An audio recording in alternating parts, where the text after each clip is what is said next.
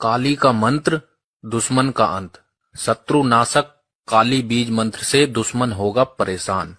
दोस्तों, आज हम शत्रु नाश के लिए शत्रु नाशक काली का बीज मंत्र लेकर आए हैं। यह काली माता का इतना तेज प्रभावकारी शत्रु नाशक मंत्र है जिसके केवल जाप करने से ही शत्रु का अंत होता है, शत्रु शत्रुता छोड़ देता है। यह काली माता का शक्तिशाली अचूक दुश्मन का नाश करने का मंत्र है। काली माता का मन में ध्यान करते हुए जिस दिशा में आपका शत्रु हो उस दिशा में मुख करके इस मंत्र को बोलना है। ओम नमो मातेश्वरी ह्रीम क्रीम भगवती काली अमुक हन हन। ओम नमो मातेश्वरी ह्रीम क्रीम भगवती काली अमुक हन हन।